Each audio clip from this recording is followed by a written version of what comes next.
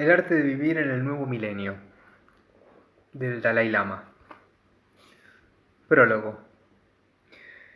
Después de haber perdido mi patria cuando tenía 16 años de edad, y después de convertirme en un refugiado político a los 24, he afrontado infinidad de dificultades en el transcurso de mi vida. Cada vez que me paro a considerarlas, comprendo que muchas de ellas fueron imposibles de superar. No solo fueron inevitables, sino que también fue imposible hallarles una resolución favorable. No obstante, en lo que se refiere a mi propia paz de espíritu y a mi salud física, puedo afirmar con seguridad que me ha ido razonablemente bien. De resultas de ella, he sido capaz de enfrentarme a la adversidad con todos mis recursos mentales, físicos y espirituales. No podría haberlo hecho de ninguna otra manera. De haberme dejado abrumar por la ansiedad y la desesperación en algún momento, mi salud habría resultado muy perjudicada y habría tenido una muy reducida libertad de acción. Cuando miro a mi alrededor, veo que no solo los refugiados tibetanos y los miembros de otras comunidades desplazadas y exiliadas hemos de enfrentarnos a las dificultades. En todas partes, en todas las sociedades, las personas soportan el sufrimiento y la adversidad, incluidas las que gozan de libertad y de prosperidad material. En realidad, tengo la impresión de que gran parte de la infelicidad que hemos de soportar los seres humanos es debida a nuestros propios actos. Por consiguiente, en principio, es al menos evitable. También me he dado cuenta de que, en general, los individuos cuya conducta es éticamente positiva son más felices y están más satisfechos que los que descuidan la ética e incluso actúan de manera contraria a ella. Y esto confirma mi creencia de que si podemos reorientar los pensamientos y las emociones y reordenar nuestro comportamiento, no solo podremos aprender a soportar el sufrimiento con mayor facilidad, sino que también podremos impedir que gran parte de ese sufrimiento llegue incluso a presentarse en nuestra vida. En este libro trataré de mostrar qué es lo que entiendo al hablar de conducta ética positiva. De entrada reconozco que es sumamente difícil generalizar con cierto éxito, o ser absolutamente preciso en todo lo relacionado con la ética y la moralidad. Rara vez llega a presentarse una situación que se puede contemplar total y exclusivamente en blanco y negro. Tal vez nunca sea así. Un mismo acto tiene distintos matices y grados de valor moral en función de las circunstancias. A la vez, resulta esencial que alcancemos un consenso respecto de lo que constituye una conducta positiva y una conducta negativa, de lo que es correcto y lo que es erróneo, de lo apropiado y lo inapropiado. Antiguamente el respeto que se tenía por la religión implicaba que la práctica de la ética se mantenía en una mayoría de personas, fieles de tal o cual religión. Las cosas ya no son así, por lo tanto hemos de hallar algún otro medio de establecer los principios éticos elementales. No debe suponer el lector que en cuanto Dalai Lama dispongo de alguna solución especial que puedo ofrecerle. En estas páginas no hay nada que no se haya dicho antes. Desde luego, entiendo que las preocupaciones y las ideas que aquí se expresan son patrimonio compartido por muchos de los que piensan para hallar soluciones a los problemas y al sufrimiento que afrontamos los seres humanos. En respuesta a la sugerencia que me han hecho algunos amigos, y al ofrecer este libro al público, en general, tengo la esperanza de ser en cierto modo el portavoz de esos millones de personas que, al no tener la oportunidad de manifestar sus opiniones en público, siguen siendo miembros de lo que considero una mayoría silenciosa.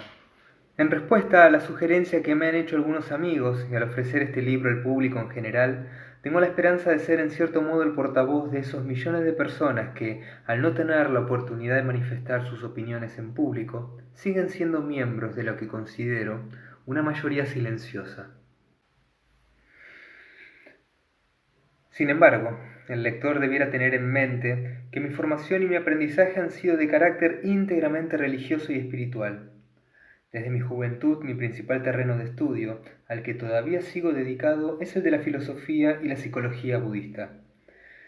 En particular, he estudiado las obras de los filósofos religiosos de la tradición Gelug, a la que pertenecen por tradición propia los Dalai Lamas. Por ser un firme creyente en el pluralismo religioso, también he estudiado las obras principales de otras tradiciones budistas. En cambio, he tenido un contacto relativamente escaso con el pensamiento moderno y laico. Con todo, este no es un libro de religión. Menos aún es un libro sobre el budismo. Mi intención ha sido apelar a un enfoque de la ética que se basa en principios más universales que estrictamente religiosos.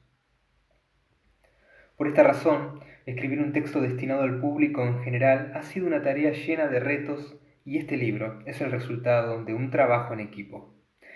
Uno de los problemas específicos que ha planteado ha sido la enorme dificultad de traducir a las lenguas modernas una serie de términos tibetanos que parecía esencial emplear a lo largo de estas páginas. De ningún modo constituye este libro un tratado filosófico. Por eso he procurado explicar dichos términos de tal modo que pudieran ser fácilmente captados por un lector no especializado, amén de ser traducidos con claridad a otras lenguas. A lo largo de este proceso, y al intentar comunicarme sin ambigüedad con los lectores cuyas lenguas y culturas pueden ser muy diferentes de la mía, cabe la posibilidad de que se hayan perdido ciertos matices de sentido propios de la lengua tibetana, y también es posible que se hayan añadido otros que en principio no estaban previstos. Tengo la confianza de que el esmerado trabajo de los editores del libro sirva para minimizar este problema. Si alguna de estas posibles distorsiones sale a la luz, espero poder corregirlas en las próximas ediciones del libro. Entretanto, por su ayuda en este sentido, por sus traducciones al inglés y por sus innumerables sugerencias, quiero dar las gracias al Dr. Thupten Jinpa. También deseo expresar mi agradecimiento al señor A. R. Norman por su trabajo de redacción, que ha sido de un valor incalculable. Por último, también quiero dejar constancia de mi agradecimiento a todas las personas que me han ayudado a llevar esta obra a buen término. Primera parte. Los fundamentos de la ética. 1. La sociedad moderna y la búsqueda de la felicidad humana. Soy relativamente un recién llegado al mundo moderno. Aunque huí de mi tierra hace ya mucho tiempo, en 1959, y aunque desde entonces mi vida como refugiado en la India me ha llevado a mantener un contacto mucho más estrecho con la sociedad contemporánea, pasé mis años de formación en gran medida alejado por completo de las realidades del siglo XX. Esto fue debido en parte a mi nombramiento de Dalai Lama. Me convertí en un monje a muy temprana edad. También es reflejo de la realidad que los tibetanos habíamos escogido, a mi juicio, cometiendo un error, cuando decidimos permanecer apartados tras las altas cordilleras que separan nuestro país del resto del mundo. Sin embargo, hoy en día viajo mucho por todo el mundo y tengo la inmensa buena suerte de conocer continuamente a nuevas personas. Por si fuera poco, vienen a verme muchísimos individuos que tienen distintas formas de vivir. Son muchos, sobre todo los que hacen el esfuerzo de viajar hasta la localidad montañosa de Dharamsala, en la India, donde vivo exiliado, los que acuden en busca de algo. Entre ellos hay personas que han pasado grandes sufrimientos. Unos han perdido a sus padres y a sus hijos. Otros tienen amigos o familiares que se han suicidado. Otros están enfermos de cáncer o de enfermedades derivadas del SIDA. Además, están mis compatriotas tibetanos que cuentan sus propias historias de adversidades y sufrimiento. Por desgracia, muchos tienen expectativas muy poco o nada realistas y suponen que yo gozo de poderes curativos o que puedo otorgarles cierta clase de bendición. Y yo no soy más que un ser humano normal y corriente. Ante semejantes situaciones, lo mejor que puedo hacer es tratar de ayudarles compartiendo con ellos su sufrimiento. El hecho de conocer a innumerables personas provenientes de todos los rincones del mundo, que viven de las formas más diversas que se puede imaginar, me recuerda nuestra elemental igualdad en cuanto seres humanos que somos. En efecto, cuanto más voy conociendo el mundo, más claro me resulta que poco importa cuál sea nuestra situación, ni si somos ricos o pobres, ni si tenemos una buena educación o somos analfabetos, ni la raza, el sexo, la religión, etc., pues todos deseamos ser felices y evitar el sufrimiento. Todos y cada uno de nuestros actos, y en cierto modo toda nuestra vida, el modo de vivir que elegimos dentro de las limitaciones que imponen nuestras circunstancias, se puede contemplar como nuestra respuesta individual al gran interrogante que nos espera a todos: ¿cómo lograré ser feliz? En esta gran búsqueda de la felicidad nos acompaña, creo yo, la esperanza. Aun cuando no queremos reconocerlo, sabemos que no puede haber ninguna garantía de que exista una vida mejor y más feliz que la vida que llevamos hoy en día. Como dice un viejo proverbio tibetano, la vida en el más allá o el día de mañana, nunca podemos estar seguros de qué vendrá primero. Y a pesar de todo tenemos la esperanza de seguir viviendo. Esperamos que por medio de tal o cual acción podamos alcanzar la felicidad. No solo como individuos, sino también desde el punto de vista social. Todo lo que hacemos se puede contemplar bajo el prisma de esta aspiración fundamental. Desde luego, es algo que comparten todos los seres que sienten. El deseo, o la inclinación de ser felices y de evitar el sufrimiento, no conoce fronteras. Forma parte de nuestra naturaleza, y en cuanto tal, no requiere justificación alguna. Aparte de estar revalidado por el sencillo hecho de que de forma natural y correcta, es eso lo que deseamos. Y precisamente, eso es lo que vemos en los países ricos y en los países pobres. En todas partes y por todos los medios imaginables, todas las personas se esfuerzan por vivir una vida mejor. Sin embargo, por extraño que sea, tengo la impresión de que quienes viven en los países que gozan de un mayor desarrollo material, a pesar de su industria, se sienten en ciertos aspectos menos satisfechos y son menos felices, y en cierta medida sufren más que quienes viven en los países menos desarrollados. En efecto, si comparamos a los ricos con los pobres, a menudo da la impresión de que quienes no tienen nada son de hecho los que menos angustia pasan, aun cuando padezcan el dolor físico y otras formas de sufrimiento. En cuanto a los ricos, si bien unos cuantos saben cómo emplear su riqueza de modo inteligente, es decir, no en vivir de forma lujosa, sino en compartir lo que tienen con los más necesitados, la mayoría no lo hace así. Están tan atrapados por la idea de adquirir todavía más objetos que no dejan un hueco para que en sus vidas haya otra cosa. Tan absortos se hallan que pierden de hecho el sueño de la felicidad, que precisamente las riquezas debieran haberles facilitado. A resultas de ello están continuamente atormentados, desgarrados por la duda sobre lo que pueda suceder y por la esperanza de ganar aún más. Están asediados por el sufrimiento mental y emocional, aun cuando de puertas afuera puede dar la impresión de que llevan una vida totalmente exitosa y confortable. Esto es algo que sin duda indica el alto grado e incluso la perturbadora prevalencia que se da en las poblaciones de los países materialmente más desarrollados de ansiedad, descontento, frustración, incertidumbre, depresiones. Además, este sufrimiento interior está claramente relacionado con una creciente confusión en torno a lo que constituye la moralidad y a lo que son sus fundamentos. A menudo me acuerdo de esta paradoja, sobre todo cuando viajo al extranjero. Es frecuente que cuando llego a un país que me era desconocido, al principio todo me parezca agradable, muy hermoso. Todas las personas con quienes me encuentro se muestran muy amigables. No hay un solo motivo de queja. Luego, día a día, a medida que conozco los problemas que tiene la gente, que me cuenta sus preocupaciones y sus cuitas, resulta que bajo esa superficie son muchos los que se sienten inquietos e insatisfechos con sus vidas. Experimentan sentimientos de aislamiento de los que brota la depresión. A resulta de todo ello reina un ambiente enrarecido, uno de los rasgos más comunes del mundo desarrollado. En un principio, esto me desconcertaba siempre, aunque nunca había llegado a suponer que la riqueza material por sí sola bastara para superar el sufrimiento. Cuando contemplaba el mundo desarrollado desde el Tíbet, un país que en lo material siempre ha sido extremadamente pobre, debo reconocer que pensaba que la riqueza habría servido al menos para reducir el sufrimiento. Pero no se da ese caso. Suponía que al estar reducida e incluso paliada la adversidad física, como de hecho sucede a la mayoría de la población de los países industrialmente desarrollados, la felicidad resultaría mucho más fácil de alcanzar, al menos en comparación con quienes viven en condiciones mucho más severas. Por el contrario, los extraordinarios avances de la ciencia y la tecnología parecen haber servido para alcanzar poco más que una mejora meramente numérica.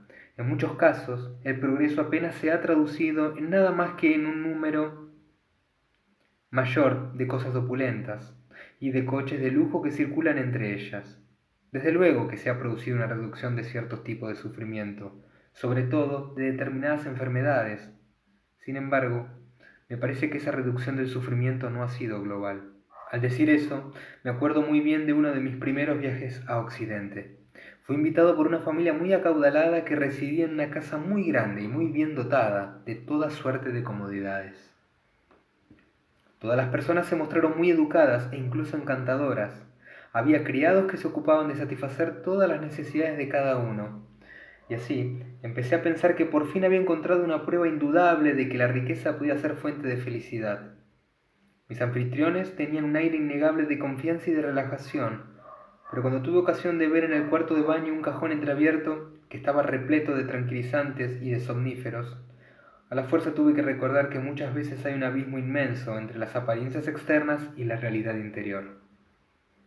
Esta paradoja, en función de la cual el sufrimiento interior, aunque podríamos decir también psicológico y emocional, se encuentra tan a menudo en medio de la riqueza material, es algo recurrente en buena parte de Occidente.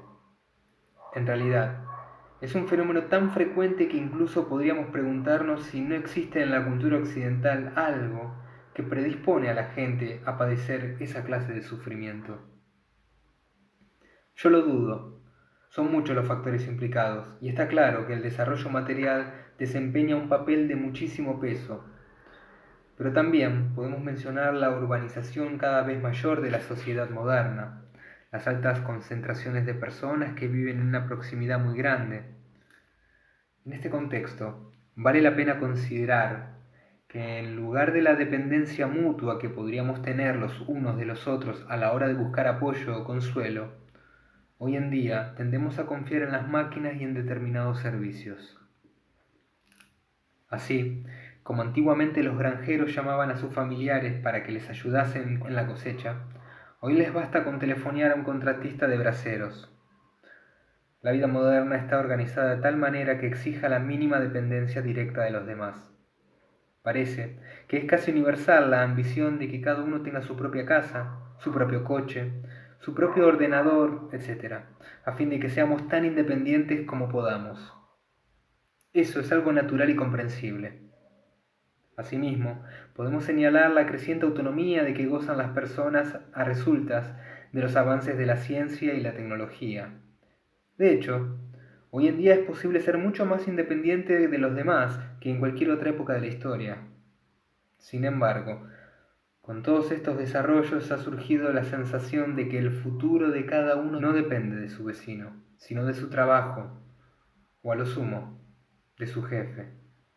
Y eso a su vez nos lleva a suponer que como los demás no tienen ninguna trascendencia en mi felicidad, su felicidad no tiene ninguna importancia para mí. A mi juicio hemos creado una sociedad en la que las personas cada vez tienen mayores dificultades para darse mutuas muestras de afecto. En lugar de una sensación de comunidad, que es uno de los rasgos más tranquilizadores de las sociedades menos desarrolladas, por lo general rurales, encontramos un altísimo grado de soledad y de alienación. A pesar de que millones de personas viven en muy estrecha proximidad, parece que muchísimas de ellas, y en especial las de mayor edad, no tienen a nadie con quien hablar. La moderna sociedad industrial a menudo me asombra, pues parece una especie de inmensa máquina autopropulsada. En vez de tener a seres humanos al frente de esa máquina, cada individuo no pasa de ser sino un minúsculo e insignificante elemento, una pieza más de la máquina, sin otra opción que la de moverse cuando se mueve la máquina. Todo eso se agrava más, si cabe, con la retórica contemporánea del crecimiento y del desarrollo económico, que refuerza de manera muy considerable la tendencia a la competitividad y a la envidia que tienen las personas.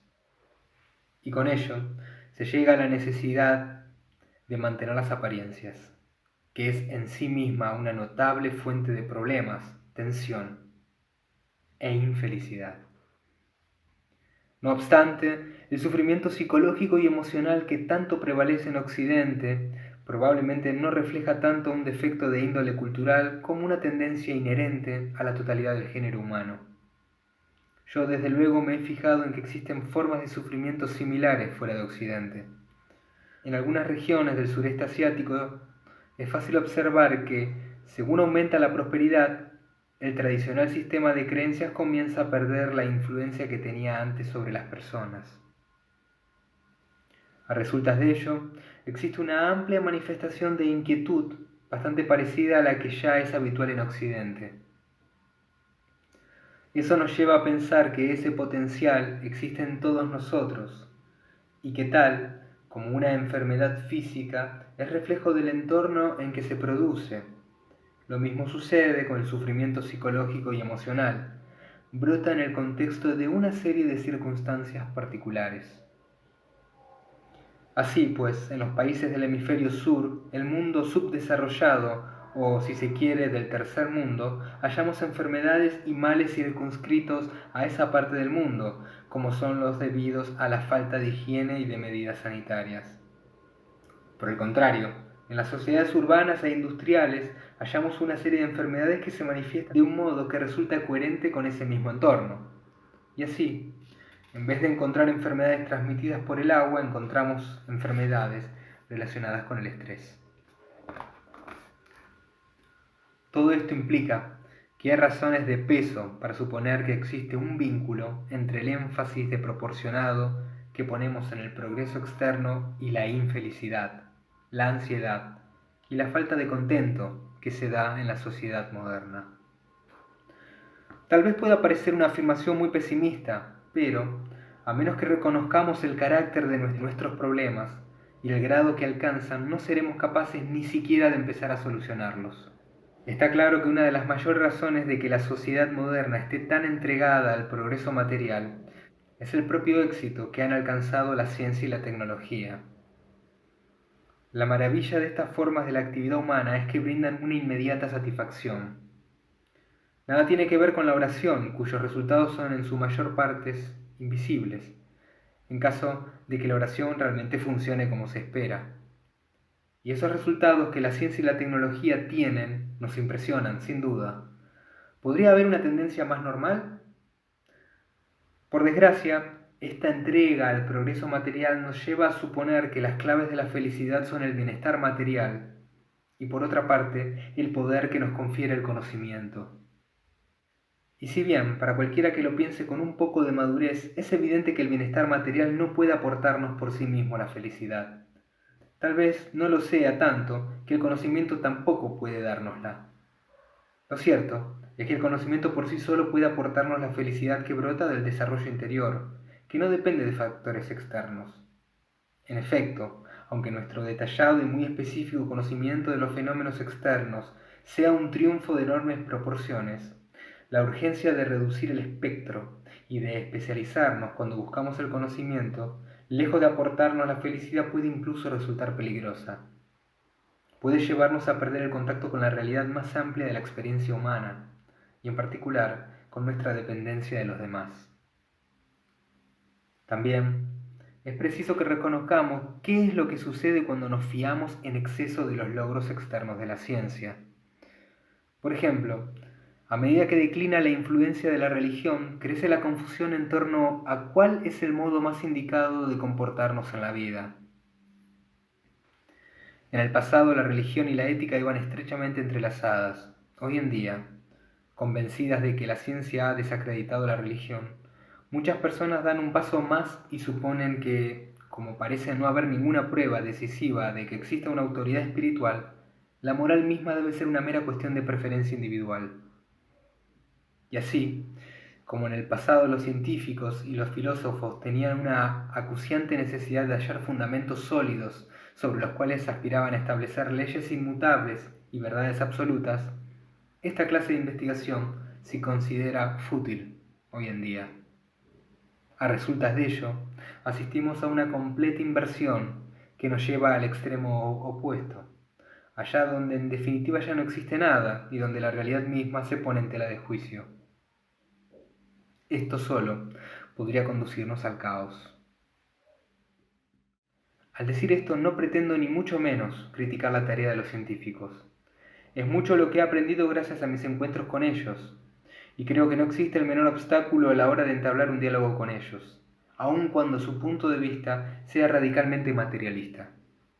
En efecto, desde que alcanzo a recordar me he sentido fascinado por los descubrimientos de la ciencia.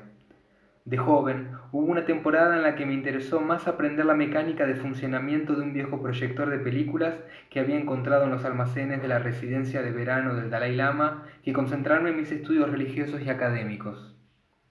Lo que me preocupa es que resulta muy fácil que pasemos por alto las limitaciones de la ciencia. Al reemplazar a la religión en cuanto fuente última del conocimiento, al menos en el sentir popular, la ciencia comienza a dar impresión de ser un poco como una nueva religión. Con eso, se produce un peligro similar por parte de algunos de sus partidarios, esto es, el riesgo de caer en una fe ciega en sus principios y en consonancia la intolerancia hacia cualquier planteamiento alternativo. No es en modo alguno sorprendente que haya tenido lugar esta suplantación de la religión, sobre todo si se tienen en cuenta los extraordinarios logros de la ciencia. ¿Habrá alguien a quien no le impresione que el hombre haya conseguido hallar la luna? Sin embargo, sigue en pie el hecho de que si, por ejemplo, fuésemos a entrevistarnos con un físico nuclear, le dijéramos que nos encontramos ante un dilema moral y le pidiéramos consejo sobre lo que debemos hacer, ese científico solamente podría menear la cabeza y decirnos que busquemos en otra parte la solución al problema. En términos generales, el científico no está en una posición mejor que un abogado a este respecto. Y es que si bien tanto la ciencia como la ley pueden ayudarnos a predecir las consecuencias más probables de nuestros actos, ni la una ni la otra pueden indicarnos cómo actuar en un sentido moral. Por si fuera poco, es preciso que reconozcamos los límites mismos de la indagación científica. Por ejemplo, aun cuando hemos tenido constancia de la conciencia humana desde hace milenios, y aunque haya sido tema de investigaciones constantes a lo largo de la historia, a pesar de sus mejores esfuerzos, los científicos siguen sin entender qué es en realidad, por qué existe como existe, cómo funciona, cuál es su naturaleza esencial. Tampoco puede decirnos la ciencia cuál es la causa sustancial de la conciencia, ni cuáles son sus efectos. Por supuesto, la conciencia pertenece a la categoría de los fenómenos carentes de forma, de sustancia, de color. No es susceptible de ser investigada por medios externos. Pero eso no significa que no exista. Tan solo supone que los científicos no han conseguido dar con sus claves. Por consiguiente, ¿deberíamos renunciar a las indagaciones de los científicos so pretexto de que nos han fallado? Desde luego que no. Tampoco pretendo dar a entender que el objetivo de la prosperidad para todos carezca de validez. Por nuestra propia naturaleza, la experiencia física y corporal desempeña un papel dominante en nuestra vida. Los logros de la ciencia y la tecnología reflejan claramente nuestro deseo de alcanzar una existencia mejor y un mayor bienestar. Y está muy bien que así sea. ¿Podría alguien dejar de aplaudir mucho de los avances de la medicina moderna? Al mismo tiempo, creo que es genuinamente cierto que los integrantes de ciertas comunidades tradicionales y rurales disfrutan de una armonía y una tranquilidad mucho mayores que las personas asentadas en nuestras ciudades modernas. Por ejemplo, en la región de Spiti, al norte de la India, sigue siendo costumbre no cerrar la puerta con llave cuando uno sale de casa. Se da por sentado que un visitante que llegue cuando no hay nadie en casa entrará y se servirá algo de comer mientras espera a que regrese la familia. Lo mismo sucedía en el Tíbet no hace demasiado tiempo. No quiero decir con esto que no exista la delincuencia en tales lugares. Por ejemplo, en el Tíbet anterior a la ocupación, tales cosas sucedían de vez en cuando. Pero cuando sucedían, lo normal, que las personas enarcaran las cejas sorprendidas por el suceso, que era raro y muy poco frecuente. Por el contrario, si en algunas ciudades modernas pasa un solo día sin que se cometa un asesinato, se trata de un acontecimiento digno de mención. Con la urbanización masiva ha llegado la falta de armonía. No obstante, hemos de tener cuidado y no idealizar esas antiguas formas de vida. El elevado nivel de cooperación que se da en las comunidades rurales y menos desarrolladas puede basarse más en la mera necesidad que en la genuina buena voluntad. Las personas reconocen que esa cooperación es una alternativa frente a la adversidad, y el contento que percibimos en ellas tal vez sea debido sobre todo a la ignorancia. Quizá esas personas no sepan que se puede vivir de otra manera, que ni siquiera alcanzan a imaginar.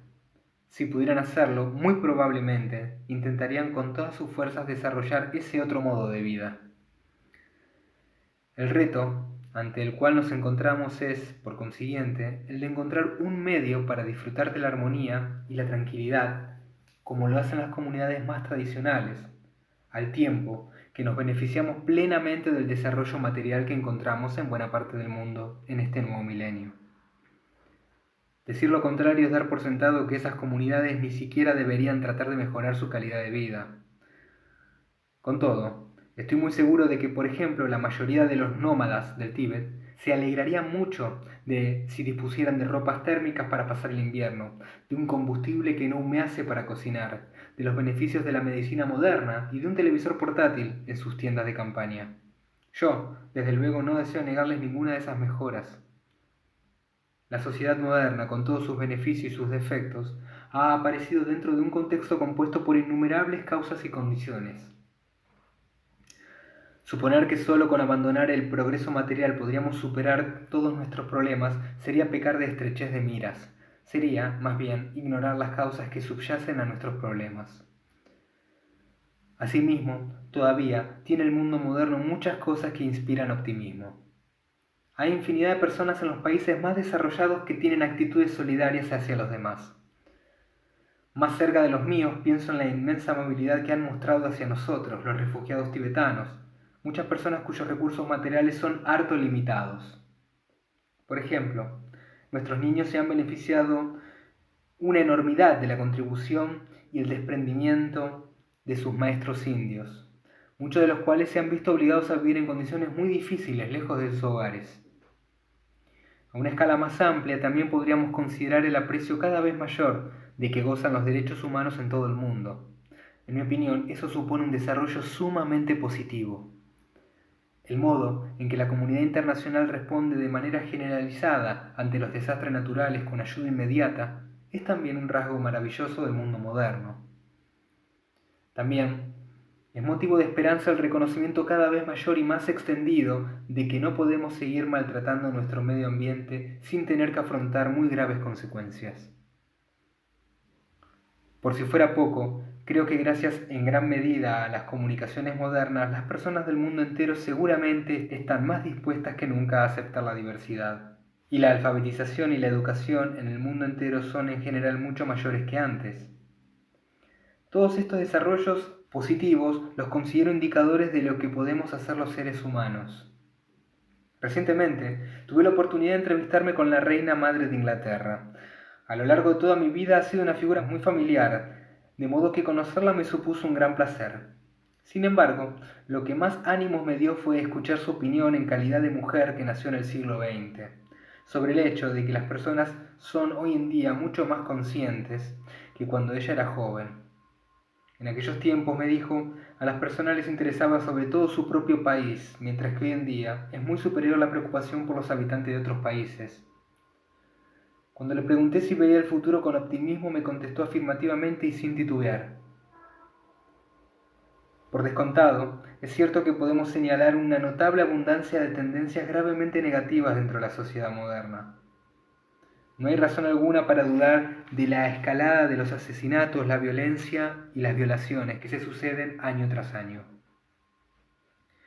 Además, continuamente tenemos noticias de que hay relaciones de abuso y de explotación tanto en el hogar como en la comunidad social. Sabemos que va en aumento el número de jóvenes adictos a las drogas y al alcohol. Sabemos en qué medida afecta a los niños la altísima proporción de matrimonios que terminan en divorcio. Ni siquiera nuestra reducida comunidad de refugiados ha escapado a la repercusión de alguna de estas tendencias. Así, como en la sociedad tibetana prácticamente no se tenía noticia del suicidio, últimamente se han producido uno o dos trágicos incidentes de este tipo dentro de nuestra comunidad de exiliados. Del mismo modo, así como la drogadicción no existía entre los jóvenes del Tíbet hace tan solo una generación, ahora hemos visto la aparición de algunos casos aislados, aunque también es justo decir que se han producido en aquellos lugares donde los jóvenes se encuentran más expuestos al estilo de vida de la ciudad moderna. Con todo, al contrario que los sufrimientos producidos por la enfermedad, la vejez y la muerte, ninguno de estos problemas es insuperable por su propia naturaleza. tampoco son debidos a una falta de conocimientos. Cuando nos paramos a pensarlo despacio, entendemos que todos ellos son problemas de tipo ético.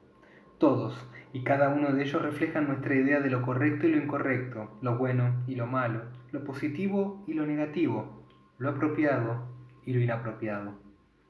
Más allá, podemos apuntar a algo todavía más fundamental, a un descuido notorio de lo que yo denomino nuestra dimensión interior. ¿A qué me refiero al decir esto? Según entiendo, nuestro excesivo énfasis en las ganancias materiales refleja la suposición subyacente de que lo que se puede comprar también puede, por sí solo, aportarnos toda la satisfacción que necesitamos. Sin embargo, por su propia naturaleza, la satisfacción que puede aportarnos la ganancia material quedará limitada al estricto nivel de los sentidos.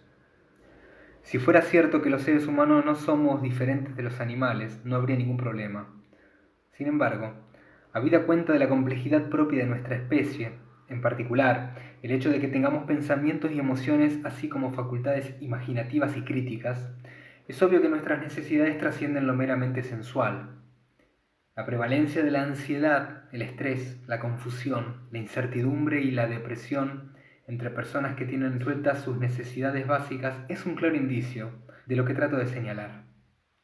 Nuestros problemas, tanto los que experimentamos externamente como las guerras, el crimen o la violencia, como los que experimentamos internamente, esto es, nuestros sufrimientos emocionales y psicológicos, no podrán resolverse hasta que abordemos ese descuido subyacente. Por eso han fracasado los grandes movimientos de los últimos 100 o puede que más años, la democracia, el liberalismo, el socialismo, a la hora de propiciar los beneficios universales que en principio debían aportar, a pesar de sus muchas ideas maravillosas. No cabe duda de que es necesaria una revolución, pero no será una revolución política, económica, ni siquiera técnica. Hemos acumulado experiencias suficientes a propósito de este tipo de revoluciones durante el pasado siglo, y ya sabemos que un enfoque puramente externo no conduce a nada. Lo que yo propongo es una revolución espiritual.